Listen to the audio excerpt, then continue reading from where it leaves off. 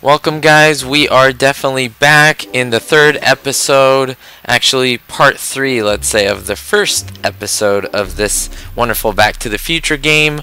You saw we met Agnes Strickland in the other episode. We went back into the past to 1932, I believe, 1931.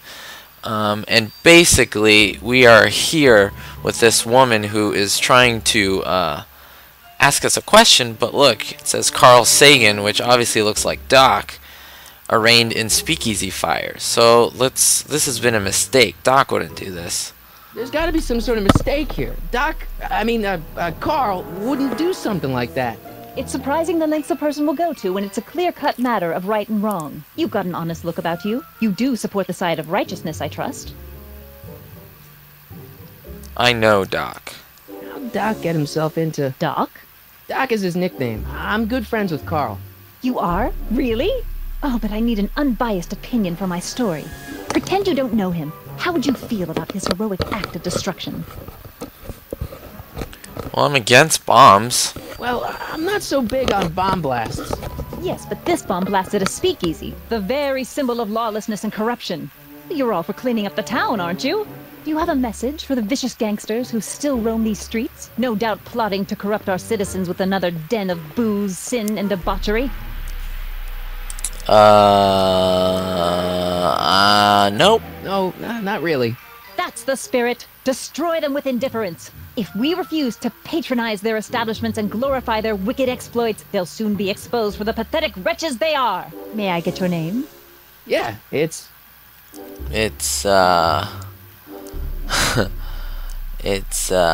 Michael Corleone from The Godfather. Well, they don't know that.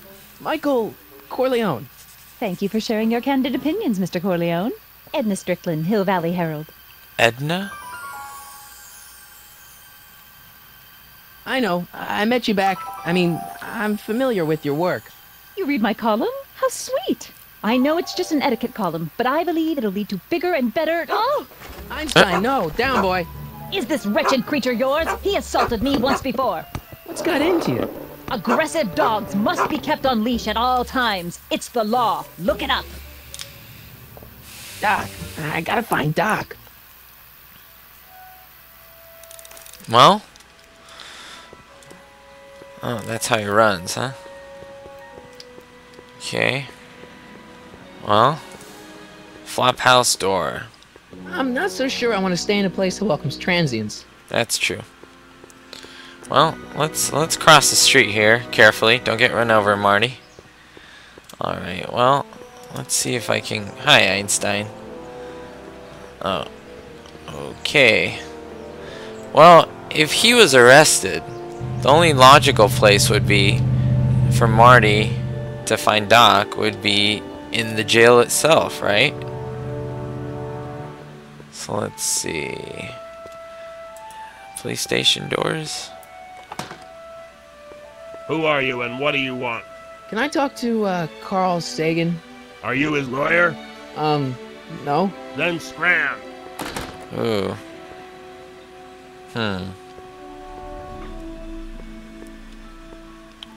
Doc! Doc! Doc! What are you doing here? You sent for me, Doc. I did? When? May 14th, 1986. 1980? The automatic retrieval system, of course. I'd almost forgotten about that. So what's our plan for getting you out of here? Plan? We don't need a plan. We don't. Not in the slightest. The police picked me up for that speakeasy fire a couple of weeks ago, but the DA hasn't got a case. They're releasing me tomorrow morning. So basically, his wedding I traveled ring. 50 years into the past to deliver your car? Sorry about that, but it's so wonderful to see you. We have a lot of catching up to do. Yeah, you might want to hold off on that, Doc. Oh no. Scott! I'm going to be gunned down by gangsters on the steps of the courthouse. Why would they do that? Guess they didn't approve of my burning down their speakeasy. Very funny, Doc. Maybe now we should come up with a plan. A plan, right. But what? Well, let's go back in time. Why don't I take the DeLorean, go back in time before you were arrested, and stop you from getting caught in the first place? Don't even think about it. Without my unjust incarceration, the events that sent you into the past might never happen, resulting in a paradox of continuum-shattering proportions. Jeez, we've been back together for 5 minutes, Doc, and you're already talking about the end of the universe. I missed that. Don't be ridiculous, Marty. I was only referring to the end of the universe as we know it. Oh, that's different. Well, let's break you out of jail. Well, I suppose I could just get some dynamite and break you out of jail. No, that's far too dangerous. Not just to me, but to random innocent people in the past. The repercussions could be... That's it! What's it? My rocket-powered drill. What? You have a rocket-powered drill? Not yet. I haven't built it yet. You've lost me, Doc. Listen, a few months ago, my 17-year-old self sent in a patent application for a rocket-powered drill. I abandoned the project after I never heard back from the patent office, but the prototype should be nearly complete. Great, I'll just run back to your lab and... No, I said nearly complete. You'll need me to help you finish it. How the hell am I supposed to sneak a half-finished rocket-powered drill into your cell? Not me. 1931 me. Wait a minute, Doc. You want me to convince your 1931 self to build a rocket-powered drill to break you out of jail? Precisely. That sounds kind of logical in a weird Doc way. How am I supposed to convince your younger self to finish the rocket drill? Just tell him I need to break his older self out of jail? Absolutely not.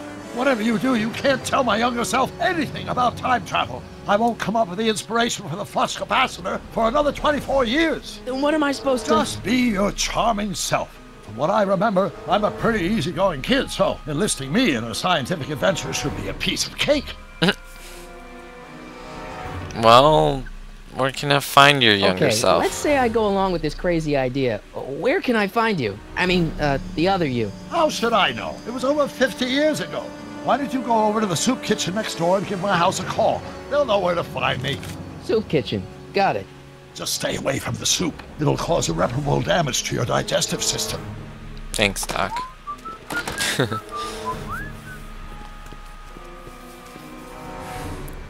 I guess I better get started. Don't worry, Doc. I'll get you out of here in no time. I'm not worried. Once you and my younger self put your heads together, you'll be unstoppable. Okay, so the soup kitchen. There it is, soup kitchen. Let's go in.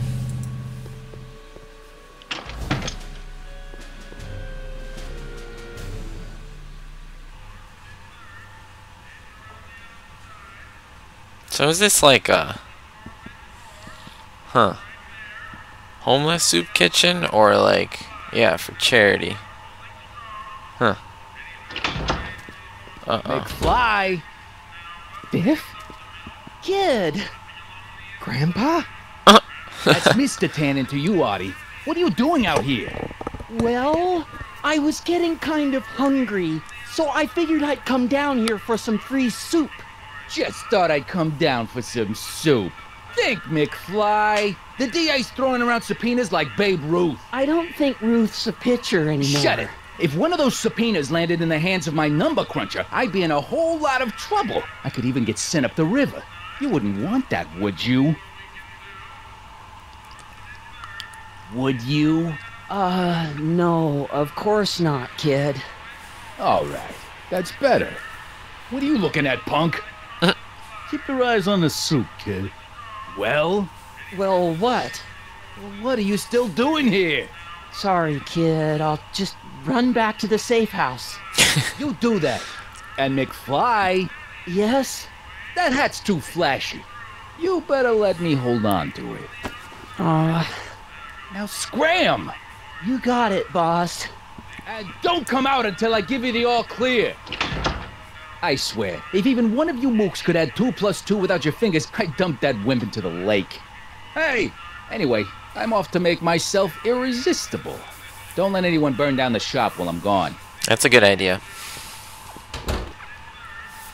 Alright, well, I can investigate a little bit. Let's talk to this I better guy. not talk to him. I don't want to mess up his timeline. That's true. Oh wait, I'm supposed to call Doc's house, right? So let me do that.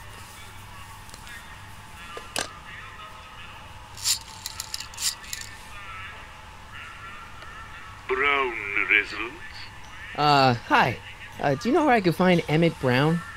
Young Master Brown is currently tending to his clerking duties at the courthouse. Who, may I say, is calling? The courthouse? Doc never told me he worked at the courthouse. Okay, so what are the inscriptions? Like a thorn bush in a drunkard's hand is a proverb in the mouth of a fool. Heavy. Kitchen door. There's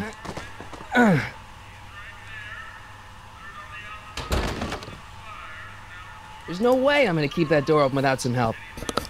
Right. Well, the courthouse seems like a good area to go if that's where I'm told that Marty would find Doc. So let's go out there. See what's up with that courthouse. I love how they recreated everything. It looks so authentic, so much like the movie in the real place. It's amazing. Einstein, is he okay down here? I'm worried about him. Einstein, you okay? You okay, buddy? Hey, how you doing, Einie? Good. He's fine. Alright, he's taking the sun in. Let's see if I can find Doc in here. Let's see. Let's see if he is inside. Oh. Don't touch those! These are very sensitive legal documents. Nobody is supposed to handle them but sworn officers of the court. I mean, Judge Brown says so. Judge Brown? Doc. Nice to meet you. I'm Michael, Corleone. Emmett Brown. But I am a law clerk, not a doctor. Now please get out of my way. I have important business to transact. That's definitely Doc. Yes, well, I come, Mr. Brown. Yes. Listen, Emmett, you don't know me, but I'm your friend. I'm not big on friends. They get in the way of work. I got something important for you to do. Come on, Doc. Emmett, drop the Legal Eagle Act. I got something more important for you to do. Mr. Corleone, I'll have you know that the law is the very mortar that holds society together, and we in the legal profession are like brick masons building the edifice of the future. Your dad tell you that? Every morning. I'm sorry to hear that he does that to you every morning. Well, I'm a scientist too. No, I'm not. I hear you're working on a rocket drill. Listen, I understand you're working on a new invention in your lab. Invention? You must have me mixed up with somebody else. I'm in law. I have absolutely no interest in science. What? No constant is variable. Wait, is that even possible? That does not make sense. Come on, wait up a minute. You again? Can't you see I'm busy? When will you be finished? What time are you through with work? Depends. On weeknights, Pop sometimes keeps me in the office till 9. 9 at night? But today's Saturday. Right. So I probably won't get off before 10. Oh, jeez. Wow. Tell me about the rocket drill. Okay, so you don't want your old man to know. That's fine. Listen, we all keep secrets. But I'm telling you, you can level with me about this science project of yours. I am not a scientist. Go ahead, ask me what E equals. What does E equal? I have absolutely no idea. See? I don't know where you got your information from about me, mister, but you're wrong, wrong, wrong. That's lovely. Derivative of the speed relative to He's not being helpful.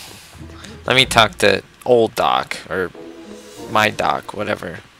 See if he can help me out, because this is not gonna work. This young guy is so stuck up. Psst, Doc. Marty, have you found my younger self yet? Well, yeah, I met your younger Well, self. I met your younger self. Great. And I gotta say, you're kind of uptight. What? You won't even talk to me. I find that hard to believe. Tell me what happened. Well, Emmett says he's not a scientist. I tried asking him about There the he rocket goes. drill, but he says he's not a scientist. What? What? Oh, Father. What's he got to do with this? In 1931, I was still deathly afraid of my father discovering the truth about my scientific predilections, so I carefully kept them under wraps, practicing science at odd hours, away from his prying eyes. That sucks. It sucked a lot. Fortunately, I eventually stood up to him, but right now, my younger self probably thinks he's been sent by my father to check up on me. Your younger self seems to talk to himself a lot. Why does your younger self mutter all the time? Muttering? Why would I be muttering? I never mutter unless... The Hill Valley Expo! The expo? Yes, the Expo. How could I have forgotten? In a few months, the younger me will put on a demonstration at the Hill Valley Exposition, my first public foray into the world of science. Everyone in town will be there, including a number of noted inventors who shaped my career.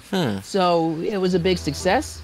No, it was a miserable failure, but it was a spectacularly miserable failure. One which marked my transition from an amateur garage scientist into a professional seeker of truth. Well, how can I get Teen Doc to trust me? What do I do to convince Teen Doc that I'm not a spy? I'm not sure. Thanks. How about... Well, you seem really dedicated to the law. You know, your younger self seems really dedicated to the law. It's a facade, I assure you. I had to keep up appearances to appease my father. Good to know. Well, why is the expo making you mutter? What does this expo have to do with you muttering all the time? When I was younger, I used to relieve stress by working on complex mathematical conundrums. Oh my gosh. No doubt my younger self is working on some impossible problem in an attempt to work off cerebral steam in the weeks before the exposition. What was I muttering about? I don't know, h to the something with an inverse of something else. I'm not so good at equations. That's too bad. I bet if we could solve my younger self's problem, he'd be more inclined to listen to you.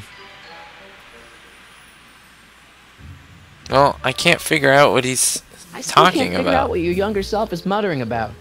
Blast! If only I could hear him myself.